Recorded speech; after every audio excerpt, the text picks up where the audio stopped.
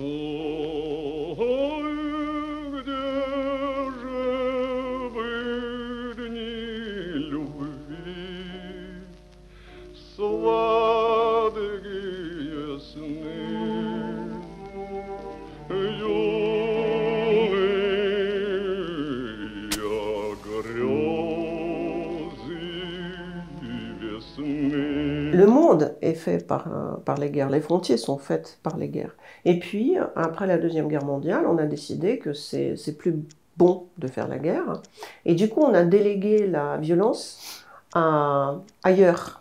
Et on interdit de faire la guerre entre les États, mais du coup, c'est l'orange mécanique.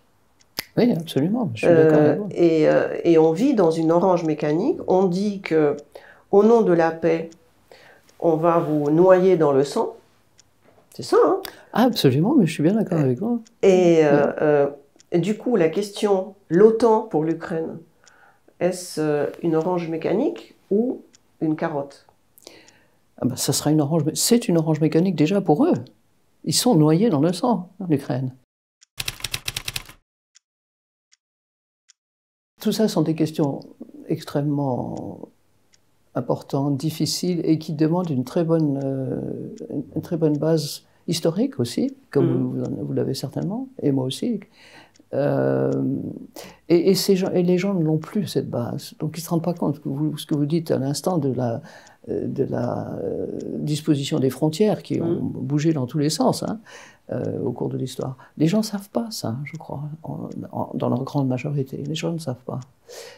Et donc c'est très difficile pour les gens qui savent même d'en parler, parce que ça n'a pas d'écho. J'ai constaté je ne sais combien de fois qu'un certain nombre de choses que j'ai dites à la télévision, même si elles sont très souvent reprises par les hommes qui sont à côté de moi, ça m'est arrivé, c'est hier, non, c'était samedi, j'ai dit quelque chose, les deux, le général d'un côté et l'autre, un jeune homme que j'aime beaucoup par ailleurs, qui s'appelle Neguib Belli, je crois, et qui est très, très smart, ils ont repris exactement ce que j'avais dit, mais en le développant.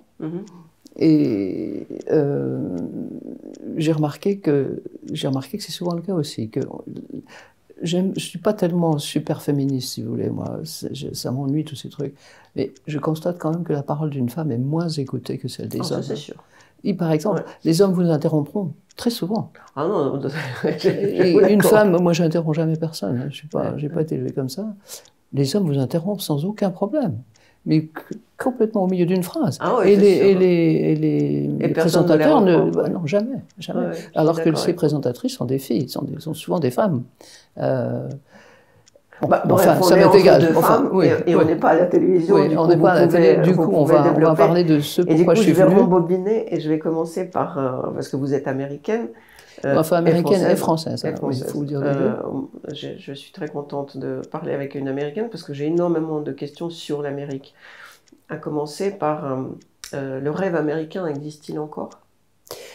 Écoutez, ça dépend comment vous concevez à l'extérieur le rêve américain et comment ils le conçoivent à l'intérieur. Le rêve américain, comme ça vient d'être défini dans un des articles que je viens de lire dans, je ne sais plus, n'importe quel journal américain, il se trouve qu'il disait « quand on travaille dur, on peut y arriver ». Oui. Bon.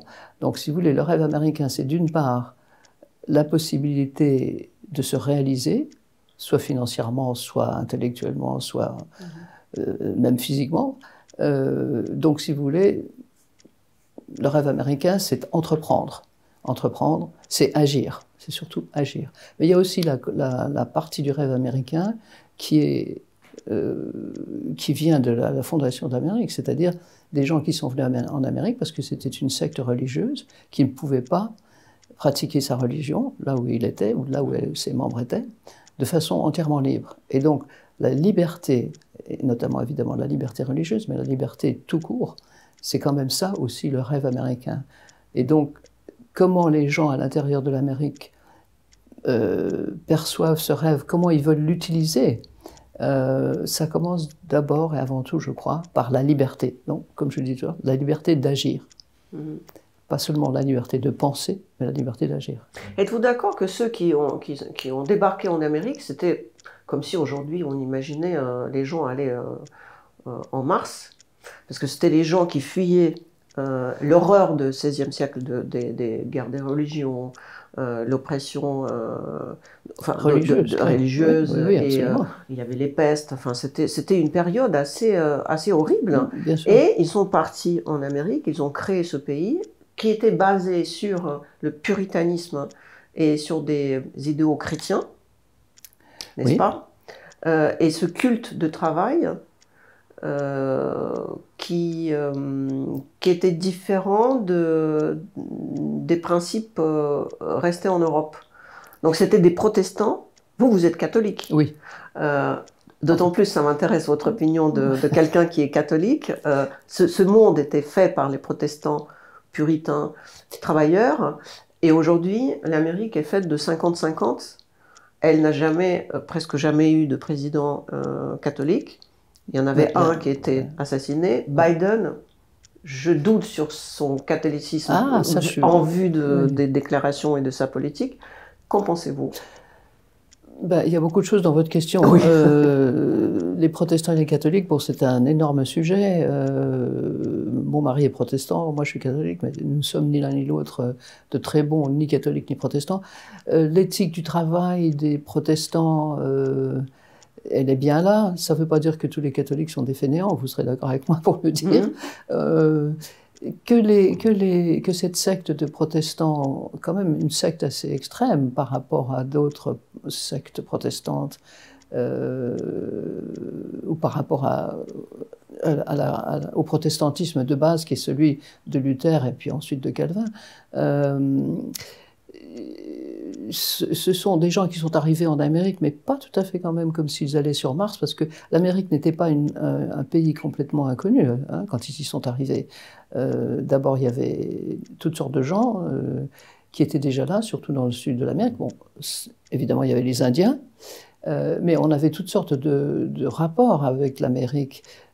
Avant qu'il n'y arrive, il y avait déjà d'ailleurs pas mal de colons anglais qui s'étaient installés en Floride et dans les régions du sud-est de l'Amérique. Donc c'était pas complètement terra incognita,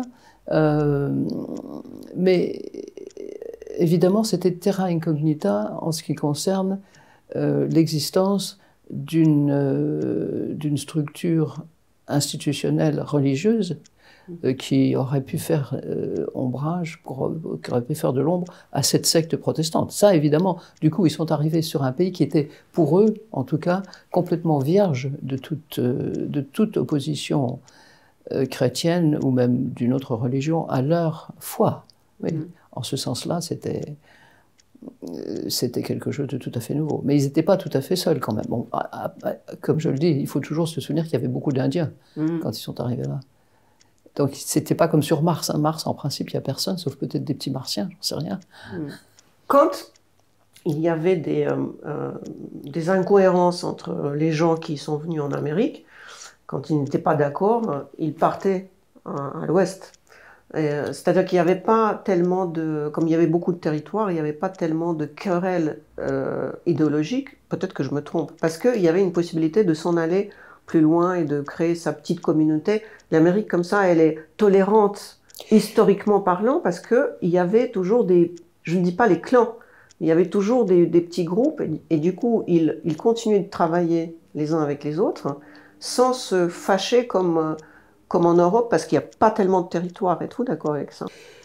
C'est-à-dire qu'effectivement, l'étendue du territoire américain, alors là, pour le coup, son étendue exacte, en tout cas sa configuration géographique exacte, n'était pas forcément connue des premiers pionniers américains, puisque eux, ils étaient dans l'Est, et que, effectivement, pour eux, l'aller vers l'Ouest, c'était une aventure extraordinaire. Donc, vous avez raison, l'espace américain a toujours été une composante extrêmement importante de la façon dont l'Amérique s'est développée. Il faut quand même dire qu'au niveau du protestantisme, très rapidement, c'est devenu la religion officielle des États-Unis, et tous les grands chefs militaires, les premiers présidents, les pères fondateurs, comme on les appelle en Amérique, ont tous été de religion protestante. Donc la première secte qui est arrivée sur place, c'est pas tellement parce qu'il y aurait eu des querelles religieuses, entre les différents groupes, c'est plutôt parce que il y avait l'espace, il était là, donc ils étaient prêts à défricher tout ça. Et en plus, très rapidement, quand le gouvernement américain s'est finalement mis en place et qu'il a gagné sa lutte contre les Anglais, il y a tout de suite eu enfin, pas tout de suite, mais très rapidement, le gouvernement a proposé de donner des terrains aux Américains qui étaient là. Et donc, évidemment, la plupart des gens se sont dit c'est une bonne affaire, je vais aller un peu plus loin. À ce moment-là, personne ne pensait que ça pouvait appartenir aux Indiens. Et puis je vais m'installer là, je vais défricher, oui, mais la terre a été donnée par le gouvernement américain. Il y a eu des lois qui disaient vous pouvez prendre tant d'hectares, etc. Évidemment, en condition de défricher. Mais du coup, est-ce que c'est logique, étant donné que c'est étendu et qu'il y avait toujours un moyen de s'en aller et de laisser tomber une querelle et de s'installer ailleurs, donc la base de tolérance, la base du libéralisme aussi peut-être, qui date pas d'aujourd'hui, mais en même temps, c'était basé sur, peu importe chrétienne ou catholique ou protestante, sur la morale chrétienne. Est-ce que la démocratie, le libéralisme, sont possibles en dehors de la morale chrétienne? Alors là, vous me posez une question extraordinairement importante et difficile à expliquer. N'est-ce pas là le fondement de la crise d'aujourd'hui, c'est qu'il n'y a plus de morale. Oui, ça c'est vrai. Et c'est pour ça qu'on pose les questions sur la fiabilité encore de la démocratie. Si vous voulez, sur quoi est-ce qu'est fondée notre civilisation occidentale? Sur deux tenants fondamentaux, c'est-à-dire d'un côté la civilisation antique, grecque et romaine, et de l'autre côté la civilisation chrétienne. Bon, ça, là-dessus, il n'y a aucun doute. Même nos lois, la plupart des pays occidentaux, la loi est fondée plus ou moins sur les 10 commandements. Bon. Donc, après ça, si on dit cela, la démocratie a pu se développer et fructifier aux États-Unis sur la base, si vous voulez, de ces 10 commandements. Parce que qu'est-ce qu'est la démocratie en quelque sorte? C'est l'idée que il y a une certaine égalité, il y a une égalité entre les personnes, hommes, femmes, enfants, enfin entre tous les êtres humains. À la base, c'est ça quand même. Après, évidemment, le système démocratique, si on le pense au niveau strictement politique, qu'est-ce que c'est? C'est le droit de vote et l'égalité devant la loi. Donc, si vous voulez, c'est sûr que nous ne pouvons pas divorcer cela complètement des valeurs chrétiennes. Ça, c'est impossible. De toute façon, nous, en tant qu'occidentaux, il nous est pratiquement impossible de penser le monde sans nous référer, sans qu'on le sache ou non, parce que il y a des gens qui ne savent même pas qu'il s'agit d'une tradition chrétienne. Mais nous ne pouvons pas penser le monde sans nous référer à des valeurs chrétiennes. Je ne le pense pas, en tout cas. Mais du coup, en tant que Française, et donc laïcité, règle numéro 1, comment vous vivez ça? Parce que moi, par exemple, la laïcité française, je ne la comprends pas. C'est enlever les fondamentaux de auto-interdiction de faire certaines choses. Mais je ne crois pas, parce que la laïcité française, telle que je la comprends dans la législation française, c'est uniquement que l'État n'a pas le droit de favoriser une religion ou une autre. Puisque pendant des siècles, la France a été un pays religieux, et le roi français était un roi de droit divin, la France était la fille aînée de l'Église, elle avait même le pouvoir de nommer ses propres cardinaux ou évêques, seul pays occidental à pouvoir le faire. Donc, et puis jusqu'à 1905, il y a eu la séparation totale de l'Église et de l'État, c'était uniquement pour empêcher l'Église d'avoir trop d'influence politique sur la conduite des affaires intérieures françaises. Or, beaucoup de gens en ce moment en France s'imaginent qu'être dans un État laïque, ça veut dire qu'on ne peut pas parler de sa religion, si on en a une, et certaines religions ne devraient pas avoir pignon sur rue, ou la religion du tout. C'est totalement faux au niveau de la loi. Totalement faux. Moi, si je veux aller dans la rue demain et me proclamer catholique, bon, moi, je ne suis pas une bonne catholique du tout, mais enfin, disons que mes racines sont catholiques, et je ne m'en cache pas, personne ne m'en empêcherait. Ce problème de la laïcité exacerbée, c'est effectivement quelque chose que d'autres pays, notamment l'Amérique, ne comprennent pas. Parce que, par exemple, vous parliez du président Biden tout à l'heure. Le président Biden est catholique, pratiquant, croyant, pratiquant. Il le dit, il le fait savoir. Il va souvent à Rome avec sa femme d'origine italienne d'ailleurs.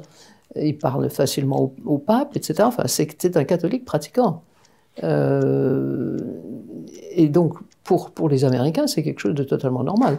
Ce qui est d'ailleurs assez anormal pour les Américains, c'est d'avoir un président qui ne se proclame pas d'une religion quelconque. Par exemple, un président athée qui se déclarerait athée aux États-Unis, c'est pratiquement impossible. C'est bizarre parce que moi, je ne suis pas athée, je suis plutôt agnostique parce que je n'ai pas trouvé... je ne crois pas en Dieu, mais je sais qu'il existe. Et Biden, catholique, qui parle au pape, sa politique est une espèce de stratégie d'indécision. Là-dessus, pour moi, il est complètement jésuite. Est-ce que vous êtes d'accord avec ça? Parce que pendant les quasiment 2 ans de guerre en Ukraine, je n'ai jamais compris sa position. Il est comme une girouette et sa politique avec.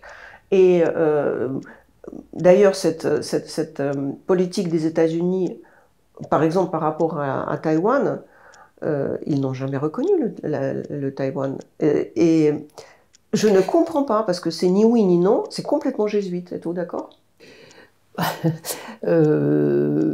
Ça voudrait dire que je suis d'accord avec votre définition des jésuites qui est ni oui ni non. Bon, on leur a beaucoup reproché cela. Là, vous m'entraînez sur des terrains qui deviennent plus politiques. Et vous dire que la politique de Biden est une politique jésuite, pour moi, ça ne veut pas dire grand-chose pour le moment, si vous voulez. Parce que les jésuites, leur fonds de commerce, c'est tout de même le savoir. Et donc, moi, je ne peux pas être contre quelqu'un dont le fonds de commerce est le savoir. Après, comment on diffuse ce savoir, c'est une autre question. Mais, donc, Biden, comme tous les hommes politiques, son fonds de commerce, ce n'est pas le savoir. Son fonds de commerce, comme tous les hommes politiques du monde, qu'ils soient français, américains, ukrainiens, russes, tout ce que vous voulez, c'est le pouvoir. C'est comment acquérir le pouvoir, comment y rester, et puis une fois qu'on est au pouvoir, comment diriger la scène sur laquelle on évolue. Donc le catholicisme de Biden, dans ce cas précis, lui fait peut-être, qui sait, pleurer sur la mort des Ukrainiens, sur la mort des Israéliens, sur la mort des Palestiniens, peut-être même sur la mort des Russes. Mais sinon, ce n'est pas son catholicisme qui va lui dire comment diriger les affaires. Parce que le catholicisme n'a pas les moyens, si vous voulez, n'a pas les outils pour diriger la politique. Le catholicisme, ce n'est pas un outil de politique quand même, c'est quand même un outil spirituel.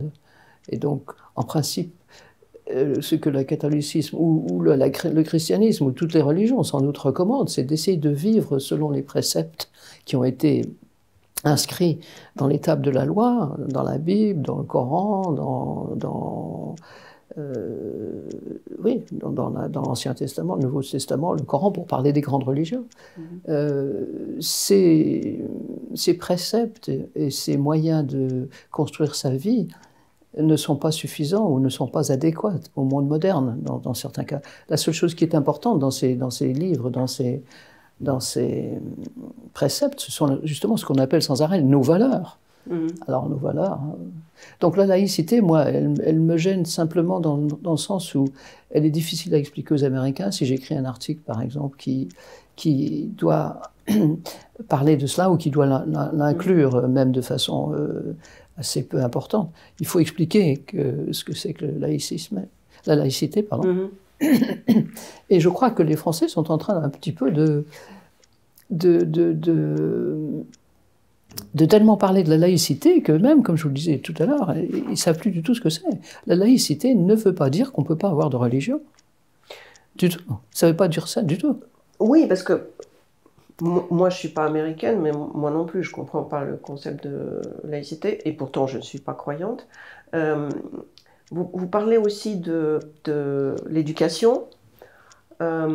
quand on enlève les fondamentaux du moral, de la morale, on les remplace par l'idéologie. Dans les sociétés sans Dieu et sans religion, c'est comme ça que je le vis, c'est comme ça que je l'ai vécu en Union soviétique. Ce qui se passe dans les campus aux États-Unis, ce qui se passe aussi dans les écoles en France et dans les grandes écoles françaises prétendant être laïques, c'est que si avant le professeur était obligé de laisser ses opinions en dehors de la porte de l'école, aujourd'hui il arrive avec ses opinions politiques et il forme des générations comme c'est quand même hermétique la classe, et le campus c'est hermétique, on voit que les idéaux gauches, dans le mauvais sens du terme, ont pénétré et ont créé les nouvelles élites de génération en génération. Je pense à cette expérience qu'on a fait dans les années 30. J'ai oublié comment s'appelait ce campus, Bennington, je pense. On appelle ça la capsule de Bennington, si je ne me trompe pas. C'était une école très, très huppée pour filles, où la majorité des filles étaient des familles républicaines. Et comme c'était hermétique, et les profs étaient plutôt de gauche, à la fin d'un parcours, les filles sortaient toutes de conviction gauche. Et après, elles sont devenues elles-mêmes des professeurs des universités, et comme ça, cette idéologie de gauche, aujourd'hui, est, à mon sens, mondialisée et globalisée en France, aux États-Unis. Première question, comment vous définissez l'idée de la gauche? Oui, c'est ce que j'allais vous demander à vous. Et est-ce que, pour vous, les écoles sont devenues idéologiques et les campus sont devenus idéologiques, ce qu'ils ne devraient pas être? Oui, vous savez, ça me rappelle toujours un peu ce qu'on dit au sujet de la presse, que la presse devrait être objective, absolument objective. Or, elle ne l'a jamais été, elle ne peut pas l'être, parce que la presse s'occupe des problèmes de société. À partir du moment où s'occupe des problèmes de société, le journaliste qui en fait le rapport ne peut pas se divorcer lui-même de sa propre société. Donc, c'est un peu un mythe que la presse devrait être objective. C'est la même chose pour ce que vous me dites un petit peu, enfin, il me semble, au niveau de ce qui se passe en classe. Bon, moi, ça fait longtemps que je ne suis plus en classe. Je ne sais pas, j'entends toutes sortes d'échos. Je vois bien que dans certains milieux américains, parlons des Américains, puisque il y a effectivement des idées qui sont peut-être de gauche, mais qui en fait, à moi, me paraissent être plutôt des idées sociétales, véritablement, si on peut dire, que des idées politiques. C'est-à-dire qu'il y a une conception de la société, mais qui va jusqu'à essayer de préconiser une certaine attitude au sujet de l'interaction entre les gens, entre les humains, entre les hommes et les femmes, entre les parents et les enfants, etc., qui ne me paraît pas forcément relever de la gauche, mais de quelque chose d'hybride que je ne comprends pas très bien. Alors ça, c'est pour l'Amérique, disons. Pour la France, il est certain que dans les livres d'école, depuis assez longtemps, il y a quand même effectivement une optique qu'on pourrait appeler gauchiste, en particulier. Je me souviens avoir vu des livres d'école de mes petites filles, quand elles étaient au lycée, et il y avait beaucoup de choses dans les cours d'économie où on était tout à fait contre l'entreprise, si vous voulez. Je peux dire très franchement que mon mari et moi, nous avons vu des choses qui nous ont fait dresser les cheveux sur la tête, comme quoi tous les entrepreneurs étaient des exploiteurs, etc. Bon, ça c'est tout à fait... ça fait tout à fait partie du paysage français. Ça ne fait pas partie du paysage américain, du tout, parce qu'on est quand même toujours en Amérique très, très... on admire les entrepreneurs. Tout le monde. Encore aujourd'hui? Oui, je pense. C'est pas en train de disparaître? Non, je crois pas, c'est pas possible. Ça, c'est vraiment dans l'ADN de l'Amérique. On l'a dit tout au début de cet entretien. L'Amérique, c'est quoi? C'est agir. Agir pour se réaliser soi-même ou pour réaliser le bonheur des autres. Dans certains, parce qu'il y a beaucoup d'activistes aux États-Unis qui s'occupent des autres et pas seulement d'eux-mêmes. Mais l'idée, c'est quand même d'agir. Et quand on dit agir, c'est entreprendre. Même si ce n'est pas au niveau seulement du business. C'est entreprendre toutes sortes de choses. Entreprendre, par exemple, aux États-Unis, de s'améliorer soi-même. Ça, c'est un grand truc des États-Unis. Améliorez-vous vous-même. Améliorer les autres, etc. Donc, c'est entreprendre. Donc, il ne peut pas y avoir des livres d'école aux États-Unis où les entrepreneurs qui emploient des gens seraient complètement stigmatisés. Bien entendu, on sait qu'au XIXe siècle en particulier, il y a eu de l'exploitation des ouvriers aux États-Unis, comme partout ailleurs d'ailleurs, de façon systématique et assez moche. Il y a eu des bagarres terribles entre les gens qui voulaient constituer des syndicats. Il y a eu des syndicats, il y a eu des gens qui appartenaient à des syndicats qui ont été tués par l'État fédéral, etc., qui protégeaient les entrepreneurs. Mais ça ne veut pas dire que l'esprit d'entreprise n'existe plus aux États-Unis. Je ne le crois pas, en tout cas.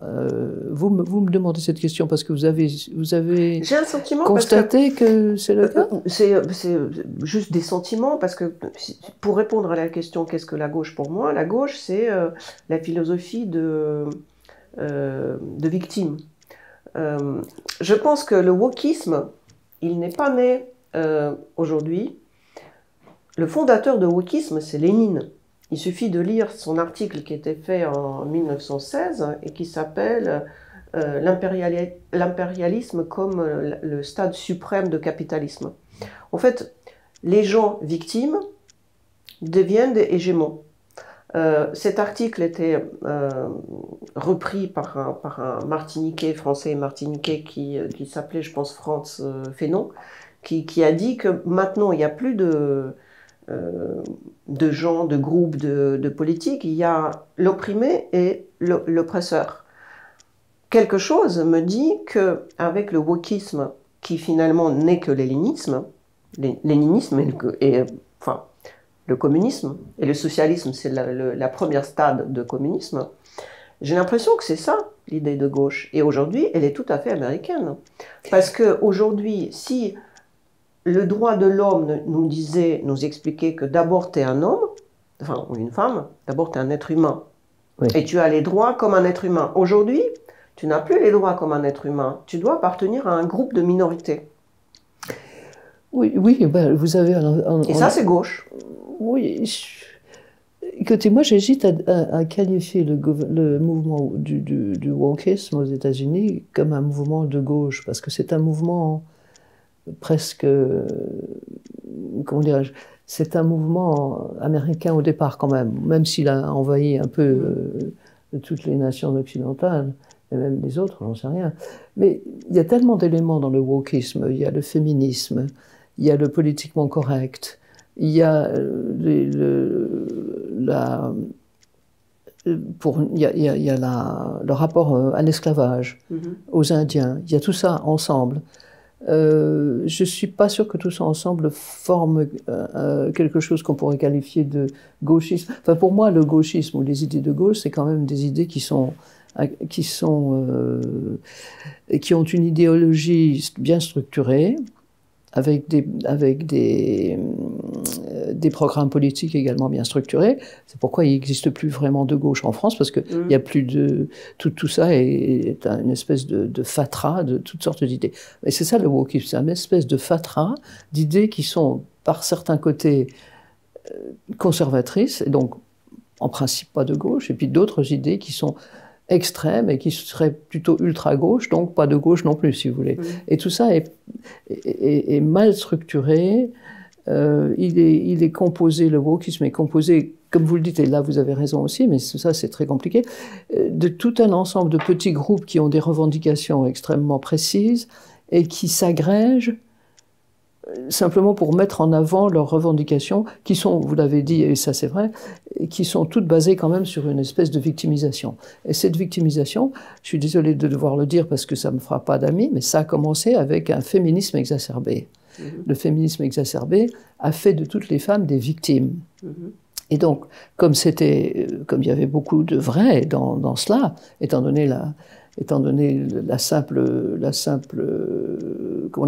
fait que les femmes ne sont pas aussi fortes physiquement que les hommes, enfin jusqu'à une date récente, elles étaient forcément un peu victimes de quelqu'un qui était plus fort qu'elles physiquement. Donc c'était basé sur un truc physiologique, voilà, c'est ça que je voulais dire. Et puis ça a pris des proportions énormes, et ça a fait des bagarres énormes, et donc ça a évidemment aussi divisé la société entre les femmes qui souhaitaient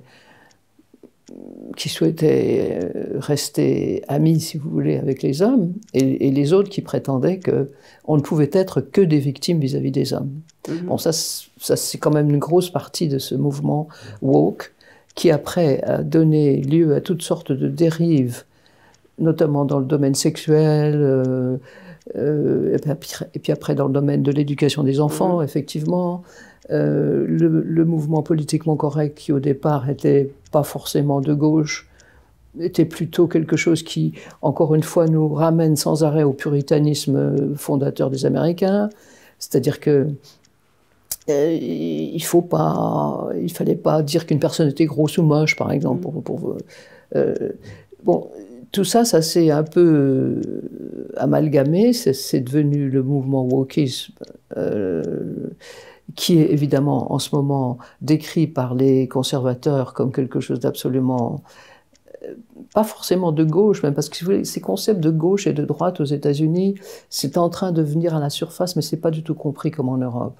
En tout cas, je ne crois pas. Vous savez, personne aux États-Unis n'est de gauche, comme par exemple les communistes et les socialistes, on peut être de gauche en France ou en Allemagne ou en Italie, etc. Parce que ça n'a jamais pris en Amérique. Hein. Il y a eu quelques communistes, il y en a eu quelques-uns, il n'y en a pas eu beaucoup. Donc ce concept de gauche, c'est quelque chose qui est un peu étranger aux États-Unis. Alors on les appelle des progressistes, parce que tout le monde parle des progressistes en Amérique, qui seraient des ultra-gauches, comme diraient les Français. Ça aussi, c'est un petit peu...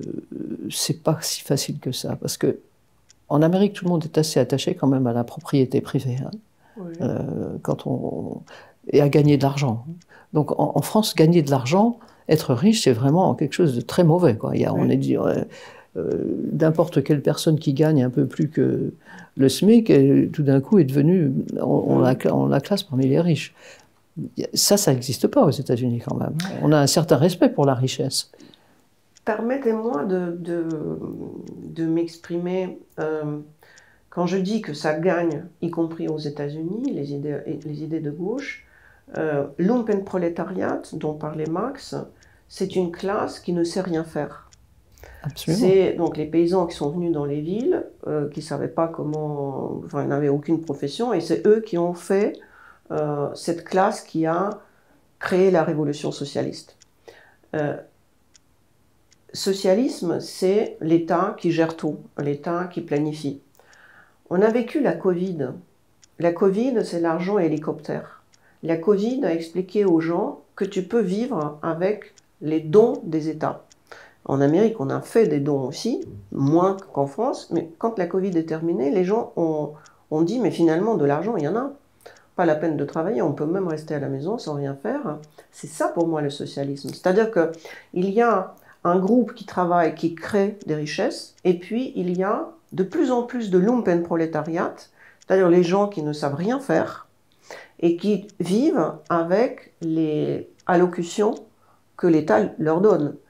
Et quand les protestants ont immigré aux États-Unis pour créer un pays, c'était des gens qui voulaient travailler. Aujourd'hui, les immigrés viennent en Occident, pas pour travailler, pour avoir une allocution. On crée, c'est-à-dire l'immigration d'il y a 3 siècles, ceux qui sont allés en Australie, en Amérique, ou même les Italiens qui sont venus en France, c'était des gens pour créer quelque chose. Aujourd'hui, l'immigration, c'est, je ne veux pas dire un camp de concentration des gens inutiles, non. Mais c'est une espèce de réserve de gens à laquelle on ne donne même pas envie de créer quelque chose. Ils n'ont même pas une possibilité de s'exprimer parce que tout de suite on leur donne quelques mètres carrés pour vivre, un salaire avec lequel il ne va pas mourir de faim, et ça s'arrête là. Il n'a même pas de désir de travailler. On lui le coupe. Oui, c'est ça la gauche. C'est ça la gauche à votre avis. Et aux États-Unis, regardez, avant, on pouvait faire un petit boulot de nuit pour aller à l'université américaine. On a fait des universités européennes, américaines, des endroits avec des meilleures piscines. C'est-à-dire qu'il faut que tu aies un souvenir de ta présence à l'université, et on a créé des infrastructures les plus farfelues, parce que non seulement tu apprends dans une université, mais aussi tu as un campus très cher. On a commencé à donner des prêts d'État pour faire les études aux États-Unis. Du coup, on donnait les prêts à tout le monde parce que c'est devenu un business. Si on donne les prêts à tout le monde, il y a énormément d'étudiants sans que ça soit vraiment utile d'avoir un diplôme. Et on a créé une inflation de gens qui tiennent des diplômes, exactement comme en Union soviétique. En Union soviétique, tout le monde était à l'université, sauf qu'on ne savait rien faire. On a créé une inflation des gens. Oui, ben là vous abordez 2 ou 3 sujets qui sont un peu différents. Pour ce qui concerne les universités américaines, il y a effectivement des prêts qui sont accordés à tout le monde, mais ces prêts, il faut qu'ils les remboursent en principe. Donc c'est pas comme dans l'État soviétique, je pense. Moi, je ne sais pas, mais il faut qu'ils les remboursent. Est-ce que vous êtes en train de dire qu'il y a beaucoup de gens aux États-Unis qui ont des diplômes qui ne sont pas mérités ou qui ne servent à rien? Parce que ça, c'est 2 différentes choses. Je suis en train de dire qu'aujourd'hui, tu ne peux plus travailler la nuit pour aller à l'université américaine parce que sans aide d'État, tu ne peux même pas y entrer. Ou alors, il faut que ton papa soit millionnaire. Ça dépend. C'est devenu trop cher. Il y a tout un système universitaire américain qui est au niveau des États et auquel peuvent accéder les résidents de cet État sans payer ces énormes sommes. Par exemple, l'université où moi-même j'ai été, moi-même, mon mari, dans l'État de Washington, à Seattle, l'université de l'État. Donc, si on est résident de l'État, on va à l'université de Seattle-Washington en payant en payant une somme dérisoire. C'est seulement si on n'est pas résident de cet État et qu'on vient de l'extérieur, là, ça coûte très cher. Bon, et puis après, il y a toutes ces grandes universités privées. Il y a énormément d'universités publiques en Amérique. Donc c'est quand même... Bien sûr, tout le monde connaît les grandes universités de Harvard, Yale, Princeton, tout ce que vous voulez, qui sont effectivement des universités où il faut compter dans les 300, 400, 500 000 $ pour finir sa scolarité. Et donc les gens effectivement s'endettent et continuent à payer pendant très longtemps. C'est le cas par exemple de mon neveu et de ma nièce qui sont tous les deux des avocats au barreau de New York. Eh bien ils continuent, ils sont en pleine activité, ils continuent encore à rembourser leurs prêts d'université. Donc la comparaison entre l'Amérique et l'Union soviétique à ce niveau-là me paraît pas tout à fait exacte. Parce qu'il y a cette combinaison en Amérique du public et du privé. Donc, quand on ne peut pas aller dans le privé, on va au public. C'est pas forcément d'ailleurs... c'est souvent le cas que les universités publiques sont moins bien pourvues en professeurs de très haut niveau, etc. Mais il y a quand même de très bonnes universités. L'Université de Californie, par exemple, si vous êtes à Berkeley, si vous êtes résident de Californie, c'est une des meilleures universités du monde et ça coûte pas grand-chose. Donc, si vous voulez, si pour vous la gauche c'est les subsides en quelque sorte, c'est ce que vous êtes en train de dire, que tout le monde qui se réclame de la gauche est prêt à faire de tout le monde des victimes, et donc pour compenser cette victimisation, ils sont aussi prêts à leur donner des subsides, des allocations. Bon, ça c'est un peu vrai, je pense. Effectivement, c'est un problème. Ce problème de la victimisation de tout le monde, c'est un véritable problème. Mais je ne peux pas savoir, je ne suis pas capable de savoir si c'est le résultat de ce que vous appelez une politique de gauche Parce que je le répète, c'est moins une politique moi je regarde ça comme au niveau de la phénoménologie, si vous voulez. La phénoménologie, qu'est-ce que c'est comme discipline? C'est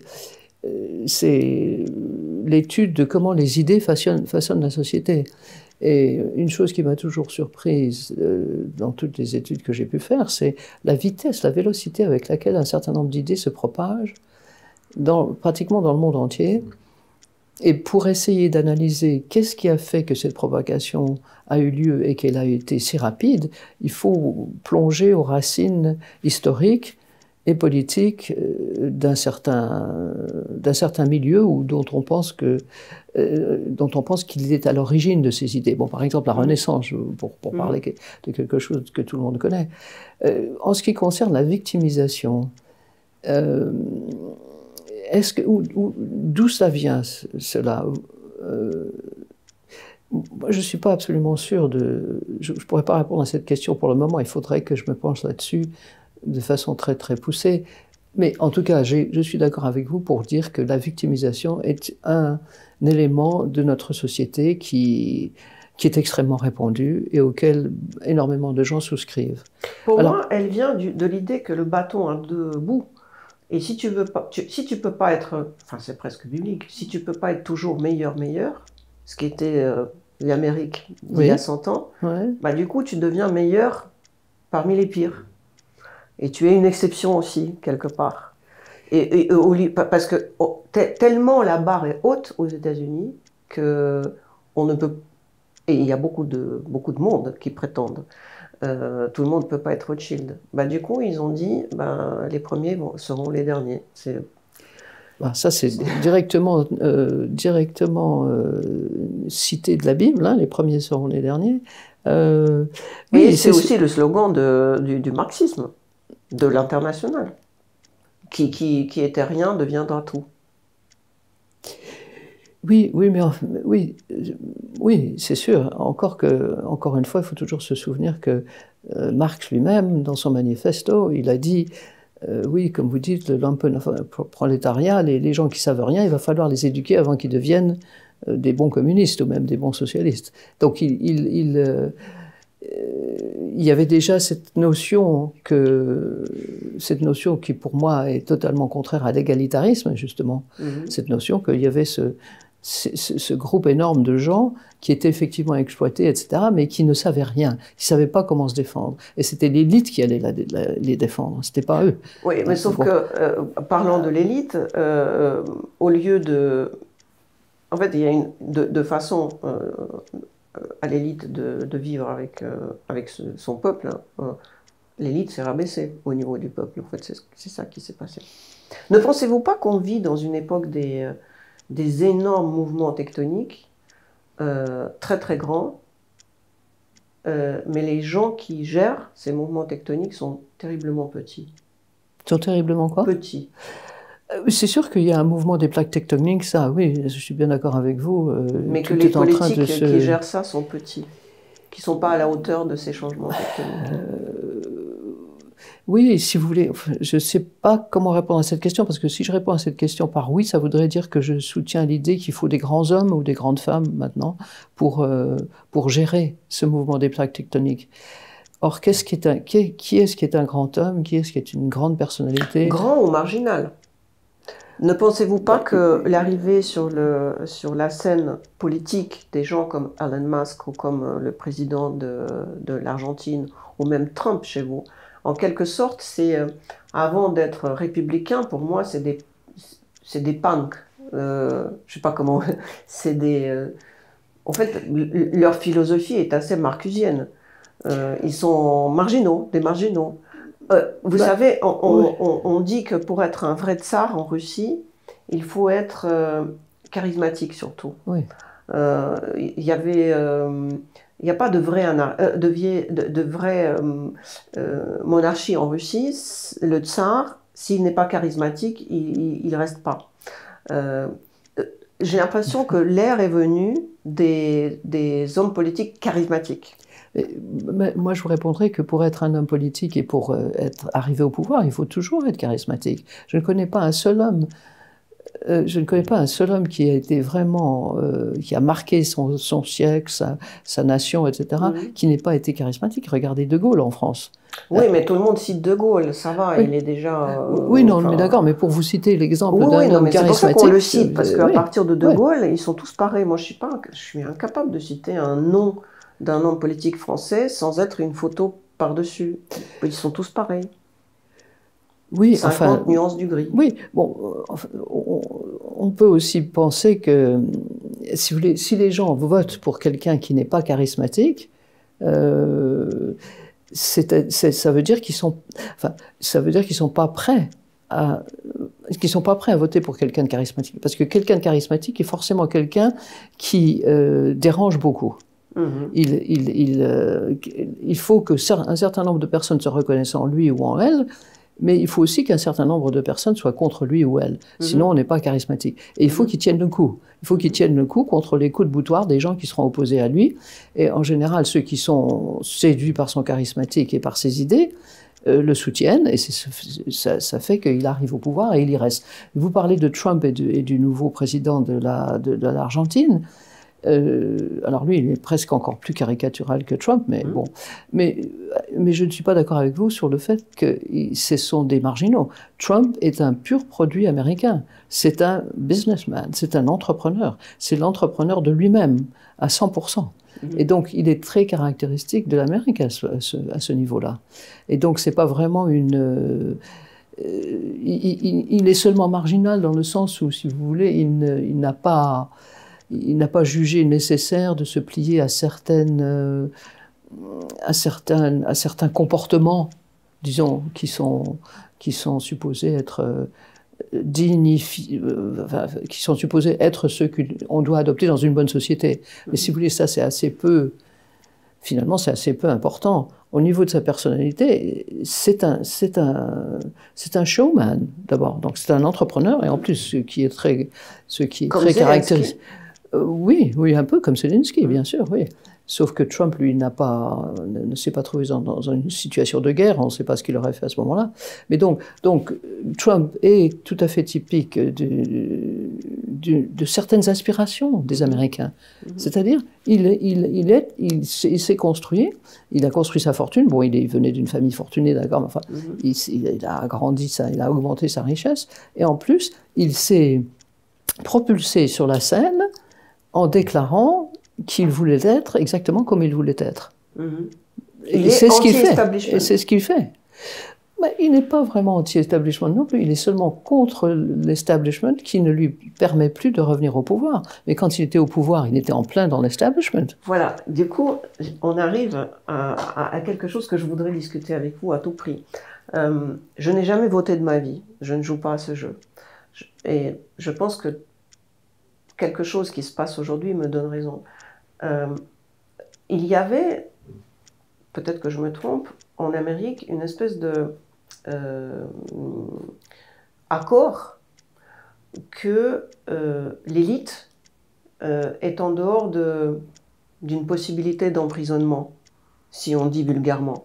C'est-à-dire que la démocratie, c'est une espèce de polygone d'études de la sélection des meilleurs pour diriger le pays. La démocratie, pour moi, c'est un tout petit peu un mensonge. C'est pas le peuple qui fait des élections, parce que vous-même, vous m'avez dit, mais je vais jamais voter républicain, parce que je vais pas voter Trump. Parce qu'aujourd'hui, voter républicain, c'est voter une personne. Donc, pardon, mais on me laisse pas de choix. En tant que peuple, j'ai aucun choix. Soit Biden, soit Trump, ni l'un ni l'autre. Enfin, je m'y retrouve pas, donc du coup, c'est pour ça que je vote pas.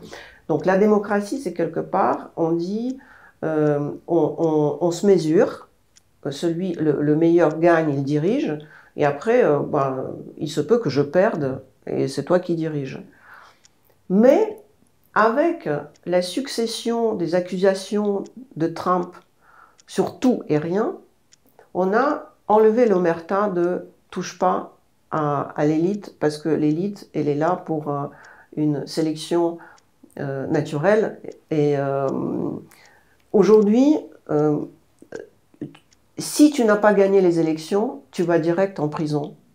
On a ouvert la boîte de Pandore. Biden, s'il n'est pas élu, je ne sais pas s'il ne va pas aller direct en prison, ou alors son fils.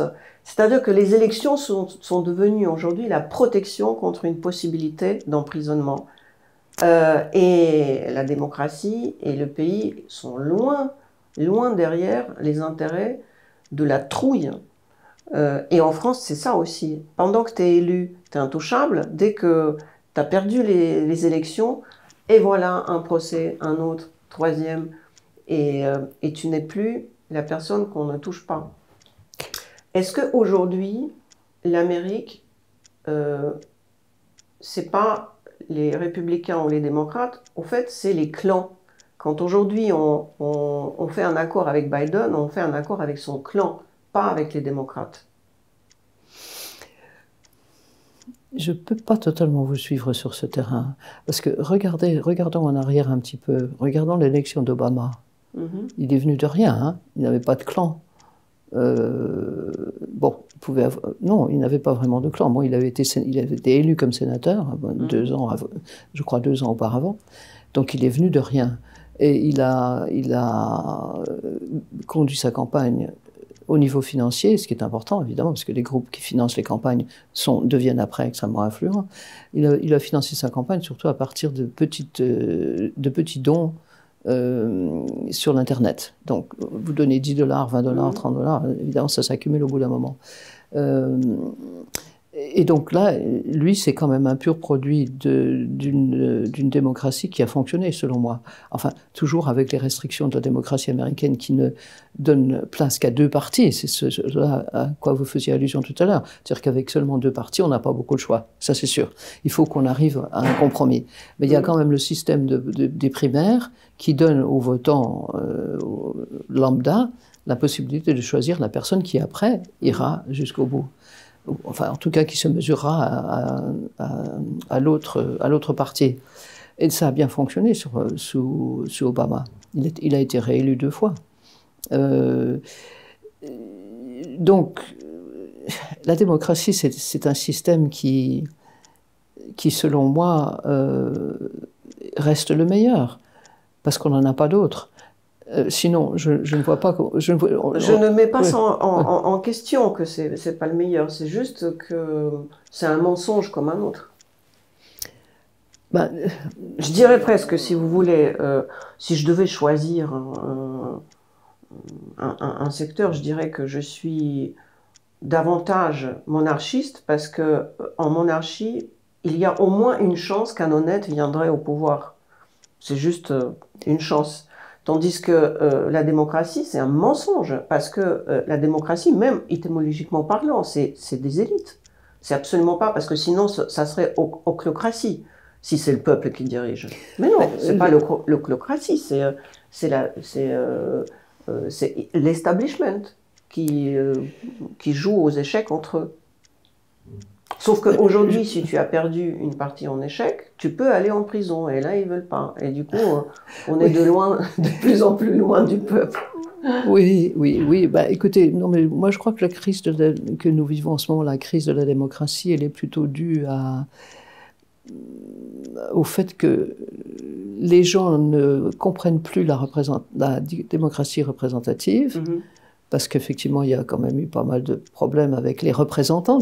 Mais non seulement ça, c'est que le concept de ce qu'on a appelé aux États-Unis empowerment, c'est-à-dire donnant du pouvoir aux femmes, aux gens qui n'ont pas d'argent, aux Noirs, aux immigrés, etc., a fait que maintenant les gens se disent, mais en plus avec les systèmes d'information, les réseaux sociaux, etc., les gens se disent, mais moi je suis aussi bien informé que n'importe quel ministre ou n'importe quel représentant, je pourrais faire son travail.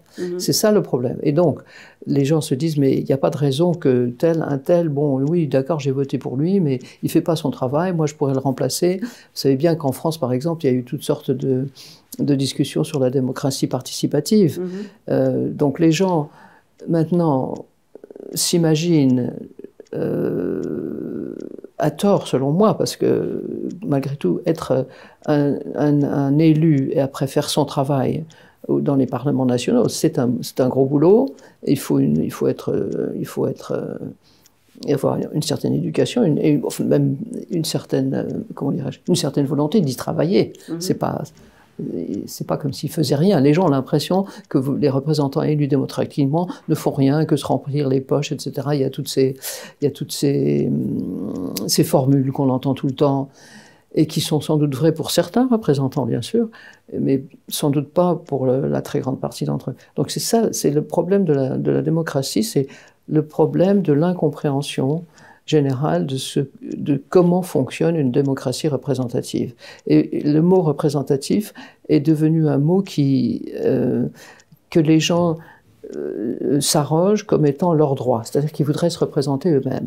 Bon, si on a étudié la société au cours des siècles, on sait très bien qu'une société ne peut pas vivre comme ça. Elle a besoin d'un intermédiaire entre le peuple et les gestionnaires en haut du pouvoir. Alors on peut justement, la démocratie permet de changer les gestionnaires quand on ne les aime pas. La royauté, non. Le monarchisme, non. Sauf quand il y a une révolution comme la Révolution française et la révolution russe et la révolution américaine. Donc c'est... si vous voulez, si on dit que la démocratie ne fonctionne plus, qu'est-ce qui va fonctionner, à votre avis? Alors, qu'est-ce qu'on va devenir, en quelque sorte? Moi, je vous retourne la question. Je vous ai dit que si moi je choisissais l'ordre des choses, ça serait plutôt la monarchie, parce que c'est ainsi, et puis chacun fait sa vie, et l'État ne se mêle pas dans ma vie. Pardonnez-moi de vous interrompre, mais même sous la monarchie, il y a toute une bureaucratie qui est obligée de fonctionner. Parce qu'un pays, le fait qu'on a un roi, le roi ne peut pas gérer toutes les affaires de la société. Bien sûr. Mais comment expliquer ce que j'ai envie de dire? En fait, quand on a enlevé la morale religieuse ou la morale ancestrale, en quelque sorte, on l'a remplacé par l'État, le Léviathan, en XVIe siècle. Et le Léviathan, c'est le cynisme pur et le mensonge pur. Et pour moi, on a vécu depuis le XVIe siècle jusqu'à XXIe siècle dans ce mensonge et dans ce cynisme qui aujourd'hui sont tellement visibles à cause de ce qui se passe en Ukraine, en Israël. Et pour moi, ce n'est pas une guerre en Ukraine ou en Israël, c'est une espèce de guerre de 30 ans qui va changer l'ordre des choses, comme ça a été fait au XVIe siècle avec l'arrivée du modernisme. Donc c'est la fin du modernisme qu'on vit, et parce que la démocratie est un cynisme, est un mensonge, et c'est devenu visible. En fait, c'est ça que j'essaie d'exprimer. Parce que même dans les formulations de l'organisation comme l'ONU, d'un côté on dit chacun peut avoir sa souveraineté, et d'un autre côté, vous devez garder les frontières qu'on a imposées. C'est complètement schizophrène. C'est-à-dire que si demain les États-Unis décidaient d'envoyer une armée dans une des régions au Canada et organiser un vote, un référendum, l'ONU nous dit chaque petit État a droit à la souveraineté. Et imaginez si ces Canadiens votent pour appartenir aux États-Unis, on doit leur accorder.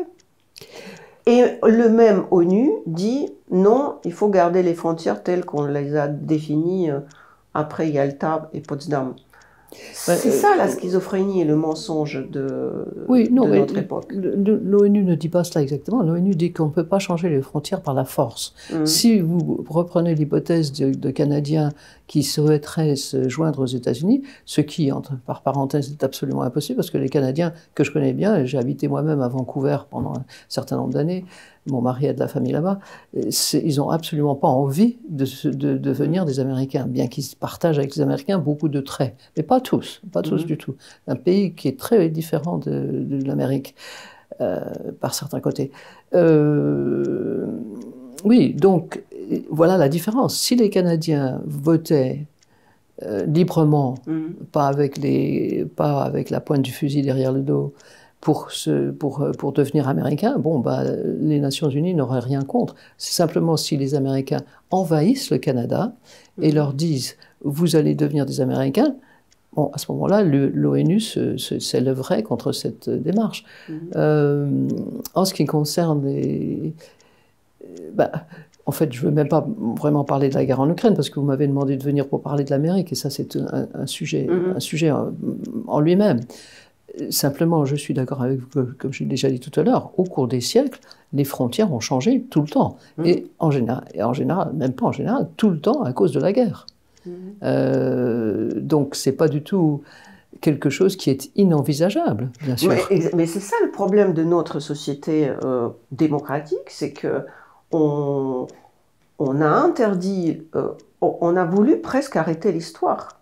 Parce qu'on a dit, désormais, il n'y aura plus de guerre, simplement, on va vous noyer dans le sang si vous ne voulez pas de paix. Et je pense que c'est dans les années 2000, il y avait un document que l'ONU a fait, je ne sais plus comment ça s'appelait, c'était qu'on peut faire, pour une raison humanitaire, on a droit de faire une intervention militaire. Oui, ça. Mais c'est complètement dingue.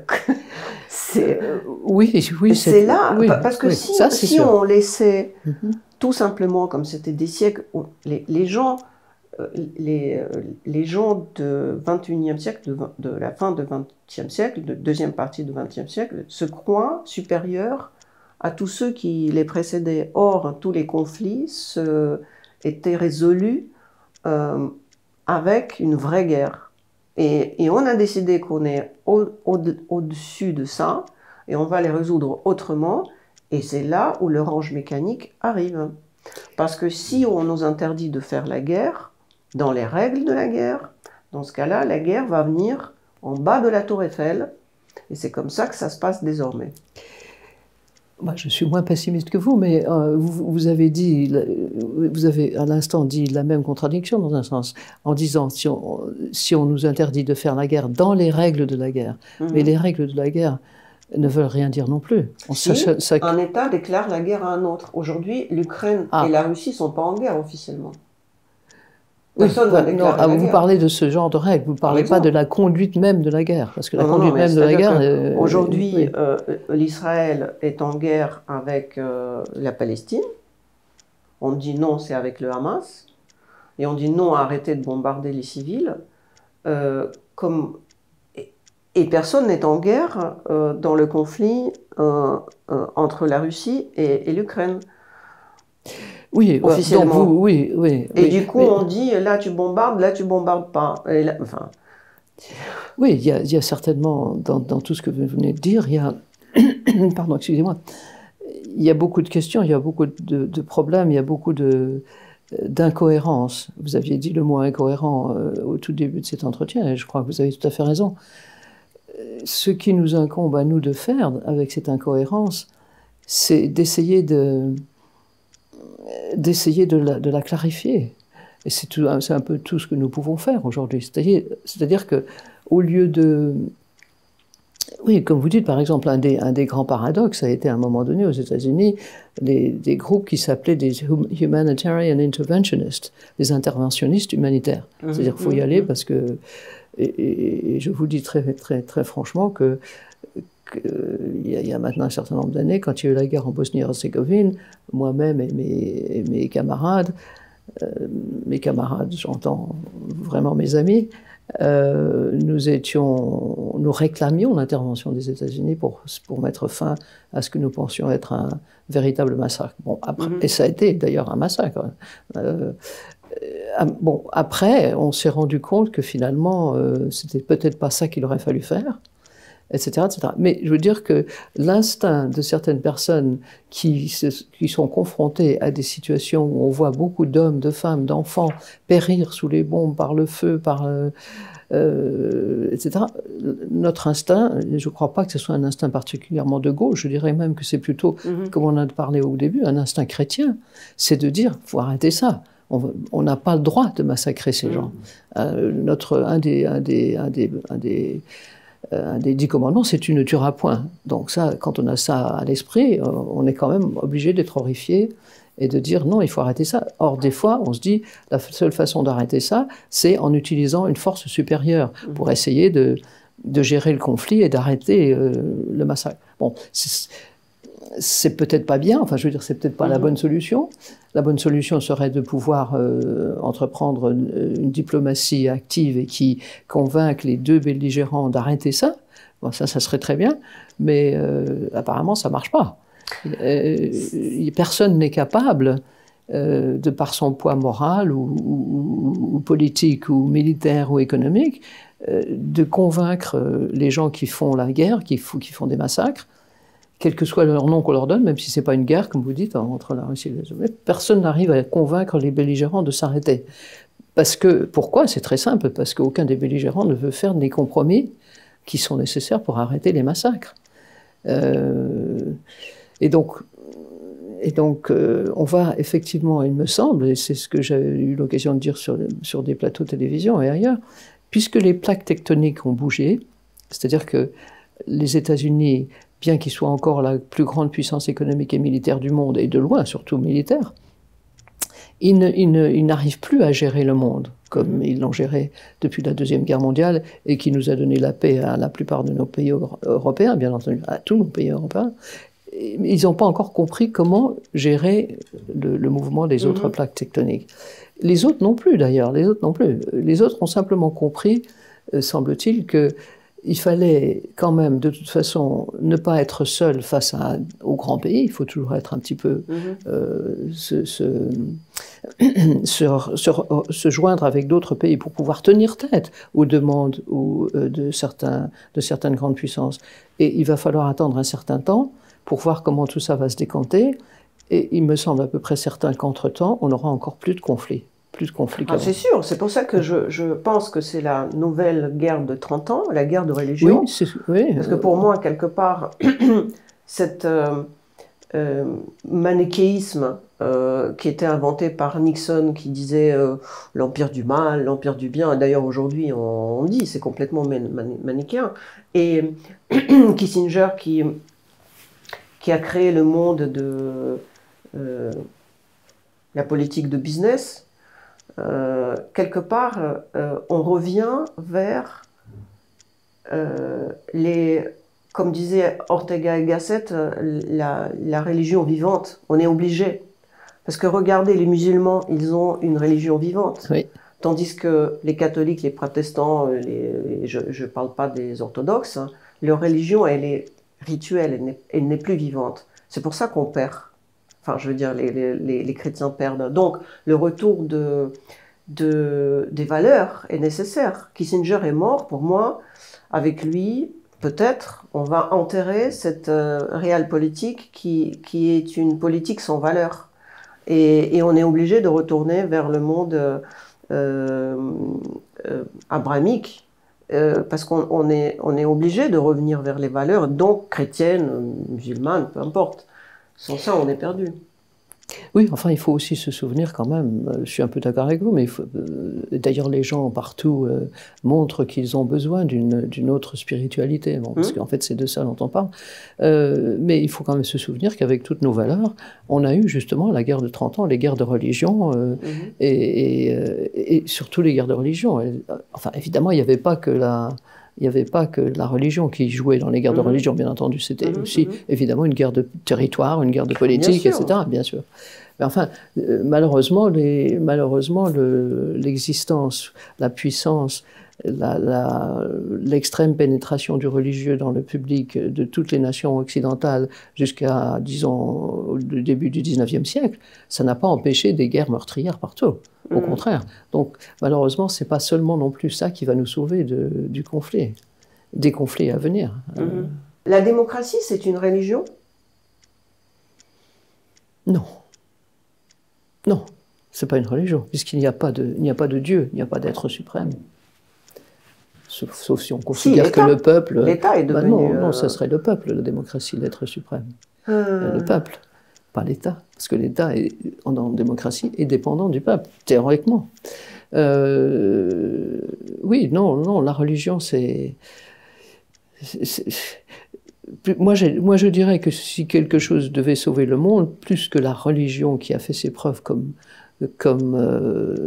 sujet de discorde et donc de guerre et donc de massacre, etc., ce serait plutôt la spiritualité.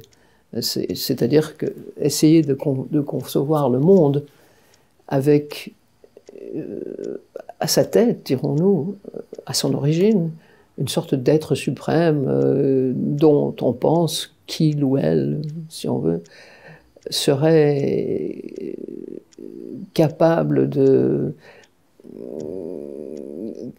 d'instiller dans les cerveaux humains des valeurs, justement, qui seraient donc des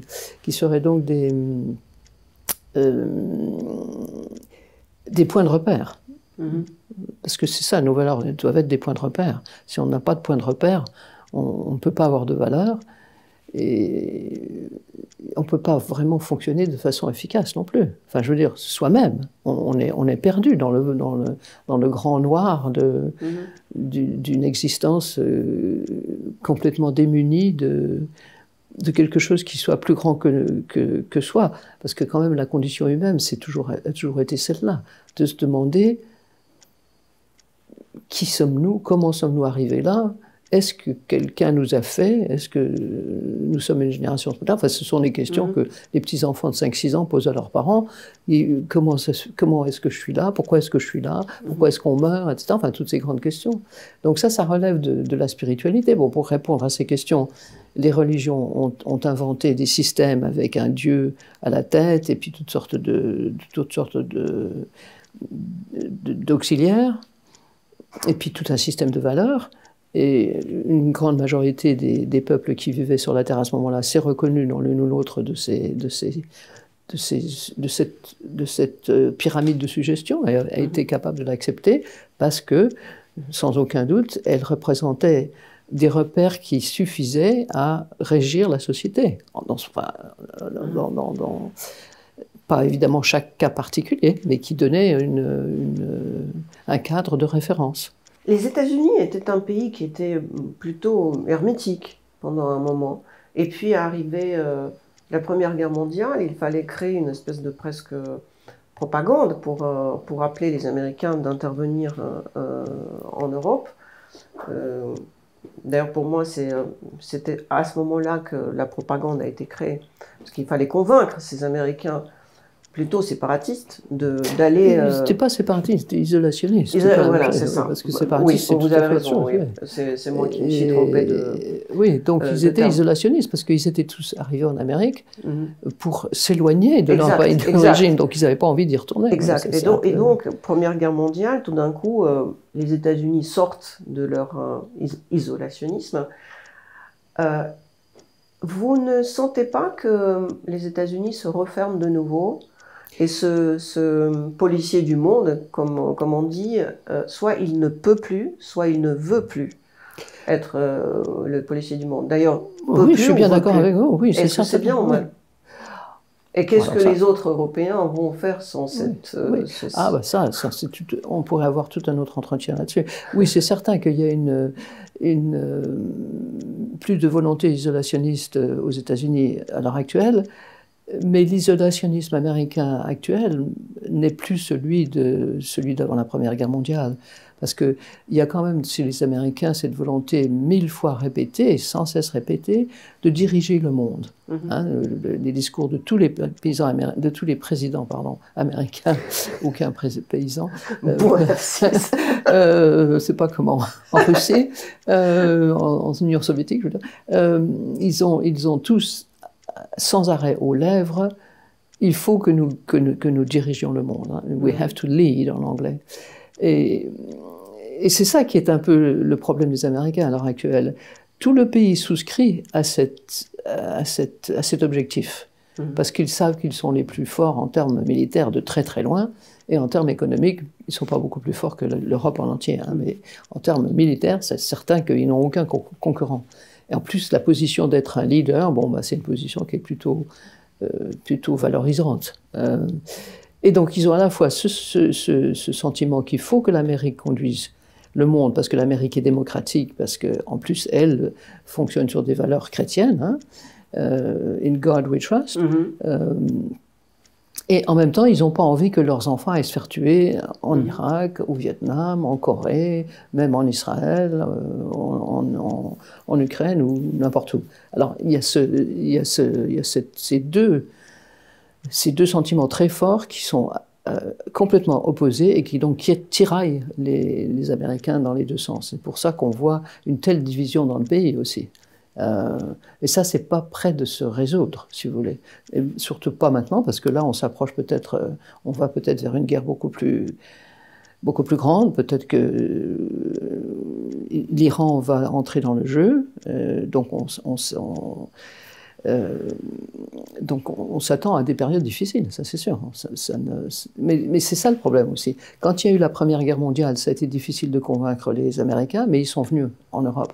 La Deuxième Guerre mondiale, difficile aussi, parce qu'en plus, à ce moment-là, il y avait quand même un parti pro-nazi aux États-Unis qui était assez conséquent, et il y avait beaucoup d'immigrés allemands, d'origine allemande, qui ne voulaient pas aller combattre contre l'Allemagne. Bon, Roosevelt a réussi à les convaincre, etc., et ils ont fait leur boulot. Et ils ont quand même permis à l'Europe de se reposer non pas sur ses lauriers, mais sur les lauriers américains, en fait. Hein, parce que, malgré tout, les Français, c'est pas la peine de parler de leur rôle dans la guerre. Et donc, l'Amérique vit depuis sur ces lauriers-là, sur les lauriers de la guerre juste de la Deuxième Guerre mondiale. Et elle n'a jamais pu se débarrasser de ce concept. Elle a fini par considérer que toutes les guerres qui se passaient ailleurs étaient pour elle des guerres justes à combattre. Or, ce n'était pas du tout le cas. Les guerres en Asie, la guerre de Corée qui a été extrêmement meurtrière, évidemment la guerre du Vietnam, après les guerres en Moyen-Orient. Et tout cela dans l'idée que malgré tout, pour eux, c'était des guerres justes. Soit on allait délivrer les Asiatiques du joug communiste, soit on allait délivrer les Moyen-Orientaux du joug de gens comme Saddam Hussein, etc. etc. Et donc ça, c'est un des gros problèmes de la société américaine aujourd'hui. Ils veulent être parmi les justes, qui est une conception extrêmement protestante aussi. Beaucoup plus que catholique. Enfin, on ne va pas discuter de ça parce que ça prendrait trop longtemps, mais chacun a le droit d'être... Donc, parce que si vous voulez, les catholiques, eux, s'ils font quelque chose de mal, il y a la rédemption, il y a la confession et la rédemption, presque automatique, entre guillemets. Pas chez les protestants, comme chacun sait. Donc, les protestants, il faut parler directement à Dieu, puis espérer que Dieu vous a entendu, puis peut-être que... Bon. Puis il y a aussi la grâce, le concept de la grâce. Enfin, ça, c'est très compliqué. Oui, donc les Américains sont totalement déchirés entre cette volonté d'être les leaders du monde, parce qu'ils sont les meilleurs, parce qu'ils sont protestants, justement, parce qu'ils ont la grâce. Là, il faudrait vraiment parler de ce que veut dire la grâce dans le système protestant. Les Américains pensent avoir la grâce, bien que maintenant il y a presque autant de catholiques et d'autres religions que de protestants. C'est les protestants qui sont au pouvoir, sauf Biden, évidemment. Et donc, c'est quelque chose de très important pour eux. Ouais, et c'est pour ça que j'essaie toujours de dire sur les plateaux, modestement, là, que quand on parle de l'Amérique, il faut parler de religion, parce que ça joue énormément. Par exemple, j'ai écrit un article pour le général Chauvency, dans lequel j'explique que il y a un certain nombre d'Américains d'origine ukrainienne. Bon, ils vont voter pour Biden si Biden continue à fournir des armes à l'Ukraine.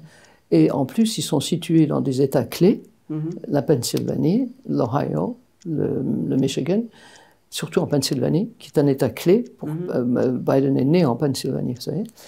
Et en plus, je ne sais plus combien il y a de grands votes électoraux en Pennsylvanie, peut-être 12, 15, 16, quelque chose comme ça, beaucoup, parce que c'est un État très peuplé. Donc, avec le système américain du winner take all, une toute petite communauté peut faire la différence sur le nombre de votes de grands électeurs de tout un État. Et donc, aux élections de 2022, par exemple, élections législatives, justement, les Américano-Ukrainiens ou les Ukraino-Américains, en particulier de l'État de Pennsylvania, ont fait que Biden a pu conserver la majorité au Sénat. Et donc ça, c'est très important. Et ça, c'est une question aussi de religion. Vous voyez en plus, la plupart de ces Ukrainiens en Amérique, pas tous, mais la plupart, ne sont pas des orthodoxes. Ce sont des catholiques de rite grec. Comme la plupart sont... Enfin, il y en a beaucoup au Canada, très justement. Opprimés par les soviétiques. Et donc, eux, ils sont avec Biden, bien sûr. Et puis, il y a énormément de Polonais en Amérique, hein, de gens d'origine polonaise, bien sûr. Eux qui étaient très, très pour l'Ukraine, ils vont aussi, en principe, voter pour Biden, si Biden arrive à continuer à obtenir des crédits pour la guerre en Ukraine. Rien n'est moins sûr maintenant, parce qu'on sait que la situation a changé au sein de la Chambre des représentants, qui en principe contrôle le budget. Bon, et cela dit, il y a un certain nombre de grandes figures républicaines, comme Mitch McConnell, le patron des républicains du Sénat, qui soutient l'Ukraine beaucoup. Sûr. Donc, c'est pas fini cette histoire-là. Alors, je disais cela plutôt pour donner une image de à quoi sert la religion en Amérique. Je veux dire, c'est quelque chose d'extrêmement politique aussi. Ça, les Français ne veulent même pas l'entendre. Si on leur dit ça, ils sont pratiquement gênés. Ben non, je suis désolé, mais ça joue un rôle énorme en Amérique. Ça joue de moins en moins parce qu'il y a quand même beaucoup plus d'Américains qui se déclarent maintenant soit agnostiques, soit complètement athées, ce qui était impossible il y a encore une trentaine d'années. Mais il n'empêche que ceux qui se déclarent encore religieux, eux, ils jouent, et en plus ils votent, ces gens-là. C'est pas comme les autres qui... Comme vous, un peu, disent, bon, moi, j'ai pas le choix, on m'offre pas un choix, donc je ne vote pas. Mais les gens qui ont une religion aux États-Unis, ils sont encore beaucoup, ils votent. Donc il faut s'en préoccuper. Vous ne pensez pas que le grand problème de la société, y compris en Amérique, surtout peut-être en Amérique, c'est que c'est le conflit de génération plutôt? Parce que aujourd'hui, avec la médecine, les gens vivent de plus en plus longtemps. Ils sont actifs, pas toujours mentalement, mais actifs, et que les fortunes ne sont pas fracturées parce que la personne, jusqu'au bout de ses jours, garde la fortune, comme Murdoch par exemple, qui s'est marié. Et du coup, la jeune génération, qui reste jeune jusqu'à 45 ans, n'a pas la place. Les élections de Biden, pour moi, c'est presque éthiquement impossible. Parce que les jeunes sont devenus des exclus. Oui, mais alors ça, je pense que c'est pas forcément caractéristique de l'Amérique. Bon, de toute façon, les problèmes de génération ont toujours existé dans tous les pays, dans toutes les générations, par définition. En France, par exemple, où l'héritage est très important et où on ne peut pas déshériter ses enfants, c'est très important aussi. En Amérique, on peut déshériter ses enfants, si on veut. Et puis, il y a quand même aussi une tradition en Amérique que même chez les familles très riches, enfin, ça c'est un petit peu en train de disparaître, je l'avoue, mais enfin, même chez les familles très riches, les jeunes gens étaient supposés travailler un peu pour payer leurs études, etc. C'était pas du tout, comment dirais-je, c'était même une norme plus ou moins requise. Oui. Ou en tout cas faire des actions de service public, par exemple. Etc. Maintenant, il est évident que c'est un problème presque aussi universel. Il y a des énormes fortunes qui se sont constituées, parce que depuis l'extrême financiarisation de toutes les économies du monde, il y a des fortunes absolument incroyables. Et donc, il y a beaucoup de gens qui se sentent tellement loin de ce genre de fortune qu'ils se pensent plus pauvres qu'ils ne sont en réalité. Ça, il y a aussi ce problème-là, je crois. Et ça, c'est vrai dans tous les pays occidentaux et industrialisés. Et puis, il y a ce manque de repères religieux ou simplement de valeurs, pour ne pas lui donner un nom, qui est un des problèmes de notre société, et ça c'est vrai aux États-Unis aussi. Et donc les jeunes sont perdus, ils n'arrivent pas à se reconnaître dans les valeurs de leurs parents, si tant est que leurs parents en ont encore. Donc c'est un problème. Je ne suis pas sûr que ce soit caractéristique de l'Amérique, c'est caractéristique de tous les pays, de tout ce qu'on appelle la communauté internationale, qui est en fait uniquement la communauté occidentale, il faut bien le dire. Parce que dans les autres pays, dans les pays qui n'ont pas cette culture, c'est différent. Oui. Étant russe, je suis obligée de constater que les spécialistes de la Russie, au fond, ne comprennent rien du tout. Peut-être qu'à l'époque d'il y a 40 ans ou 50 ans, il y avait des soviétologues qui étaient beaucoup plus formés.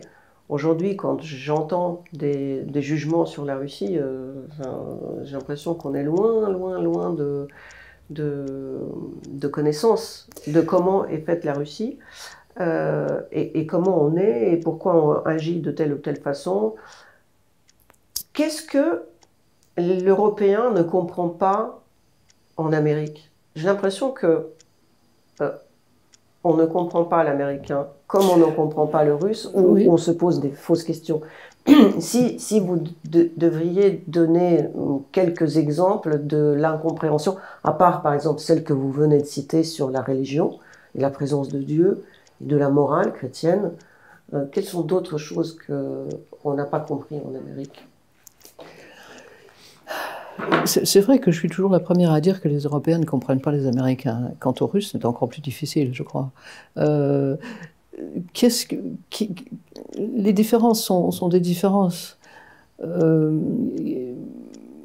qui peuvent paraître superficielles, mais qui sont en fait, qui touchent au cœur de comment se conçoit l'Amérique. Écoutez, je ne sais pas, les Européens pensent toujours que les Américains sont quand même, si vous voulez, malgré tout, du côté de la démocratie, et donc pour eux, d'une sorte de justice. Or, les Américains peuvent être extrêmement cyniques.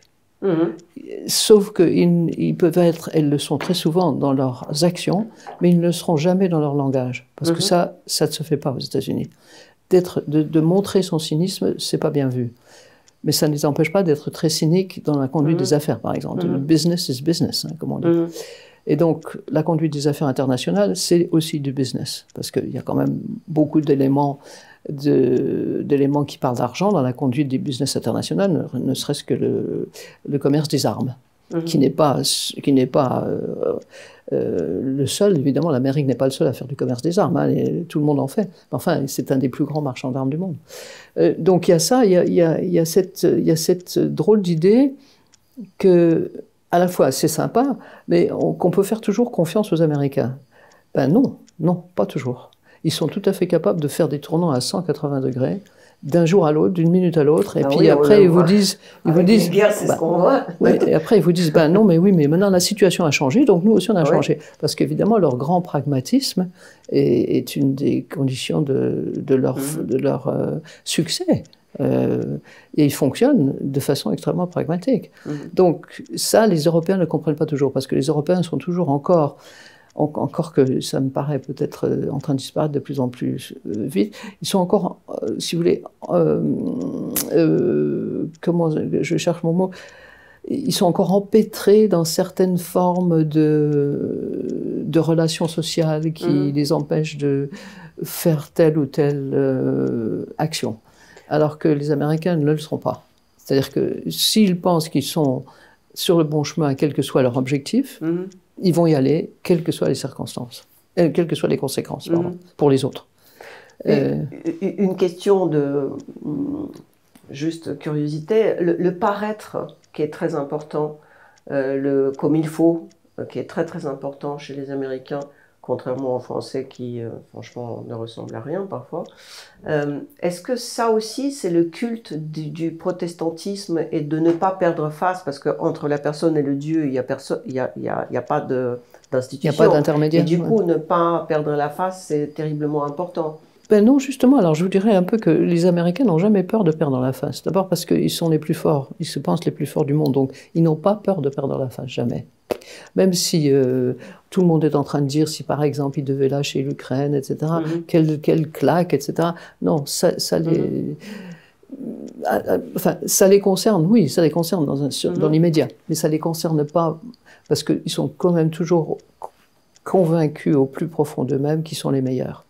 Donc ça ne les concerne pas. En ce qui concerne une grande différence, par exemple, entre les Européens et les Américains, c'est que les Européens, surtout les Français, tu vas dire, c'était ça qui faisait la vie en France agréable, c'est qu'on pouvait avoir des amis qui sont d'une opinion totalement différente, politiquement, socialement, tout ce que vous voulez. Et on peut parler de tout, plus ou moins. En Amérique, on ne peut pas. On peut pas. Il faut savoir dans quel groupe on peut s'insérer. Une fois qu'on est inséré dans le groupe, c'est bon, à condition qu'on respecte les règles du groupe. Si on veut venir de l'extérieur dans ce groupe-là et ne pas avoir les mêmes idées que ce groupe, c'est impossible, socialement parlant. Quand je dis socialement, je ne parle pas simplement de riches et pauvres, je parle de conviction, conviction sociale, éthique, tout ce que vous voulez. Ça, c'est toujours très difficile, et je me souviens que quand j'étais à l'université moi-même, il y avait des jeunes gens qui venaient de l'Europe, notamment des Italiens. Je dis Italiens parce que moi je suis d'origine italienne. Ils n'arrivaient pas à comprendre le système des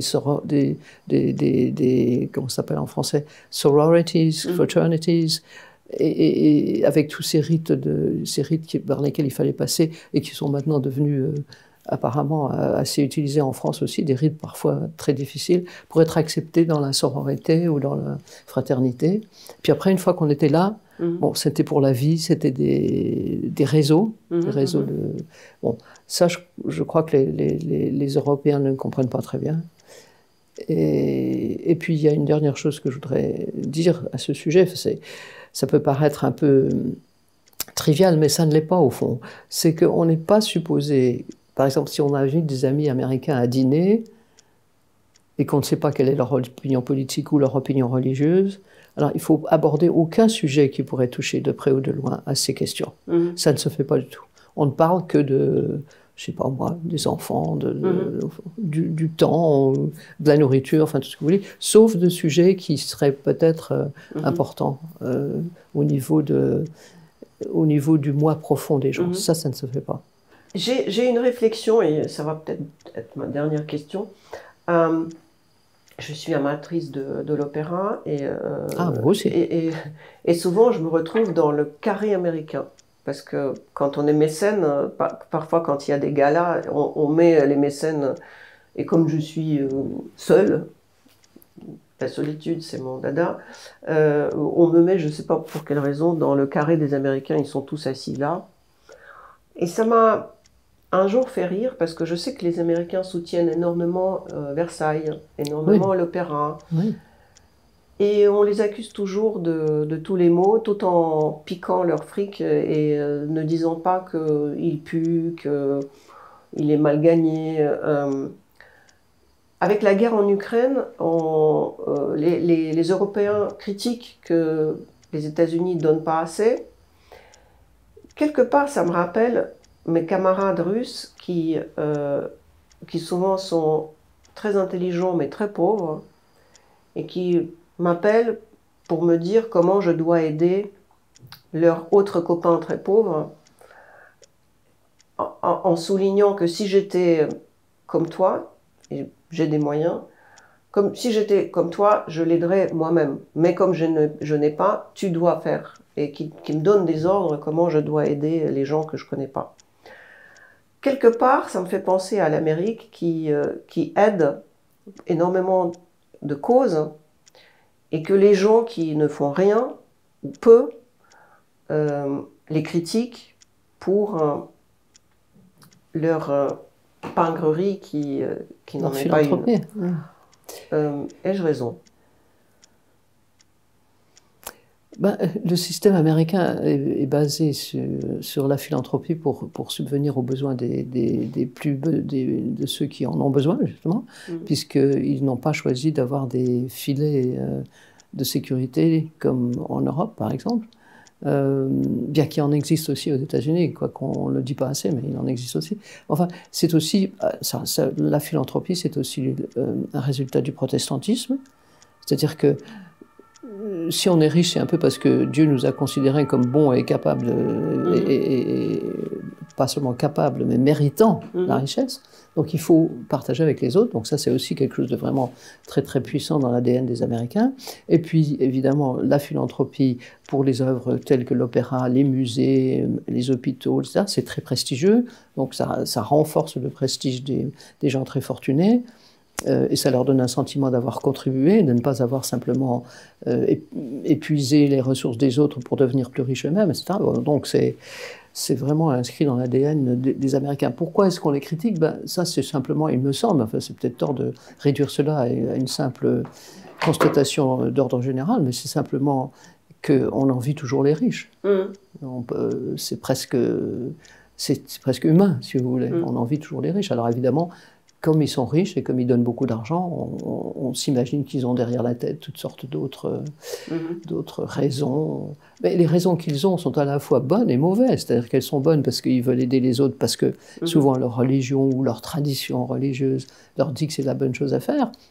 Et personne ne va vraiment s'élever contre ça. Et puis, ils veulent du prestige, parce qu'en ce qui concerne les institutions européennes, notamment les châteaux, ils donnent beaucoup d'argent en Italie aussi pour les grands palais, etc.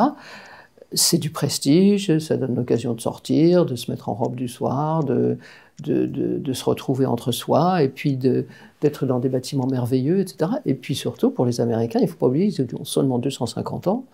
Et donc, quand ils voient tous ces bâtiments, quand ils voient toutes ces choses-là qui ont été créées avant l'invention de l'Amérique, en quelque sorte, ben, ça leur donne ce qu'ils cherchent toujours, d'ailleurs, une légitimité dans l'histoire, dans le temps, qui leur manque, malgré tout. Ça, ils en sont de façon inconsciente, assez conscients. C'est-à-dire qu'ils ne peuvent pas se mesurer à l'Europe en termes de contribution à l'histoire, contribution à l'histoire de l'humanité. Malgré leur contribution énorme de la démocratie, etc., on a tous, autant que nous sommes Européens, on a des bâtiments en pierre dure pour leur montrer qu'on était là bien avant. Alors bon, bah ça c'est important. Alors, à ce propos, la toute dernière question, vous dites qu'on appartient aussi à l'histoire. J'ai lu quelque part que les universités américaines, ceux qui les financent aujourd'hui, c'est plutôt, enfin, les Qataris sont en première ligne de dons aux universités américaines. Je ne sais pas. C'est la fin du monde? Je ne suis pas sûr que ce soit vrai, mais enfin c'est possible que ce soit vrai. Je n'ai aucune information là-dessus sur les chiffres exacts. Que les Qataris donnent de l'argent aux universités américaines, c'est pas impossible. Je crois que la loi américaine ne l'interdit pas. Donc, je ne sais pas. Il y a beaucoup de philanthropes américains qui donnent de l'argent aux universités américaines. Américains, quoi. Cela dit, oui, je ne sais même pas. Je reviens sur ce que je viens de dire, mais vraiment, je n'ai pas la réponse. Je ne sais pas si c'est permis à des entités étrangères, des gouvernements étrangers, de donner de l'argent. Mais oui, pourquoi pas? Si ce sont à des universités privées, il ne peut rien avoir contre. Ben, vous me l'apprenez. Je ne le savais pas. C'est pas impossible. Les Qataris ont beaucoup d'argent. Merci. Merci à vous.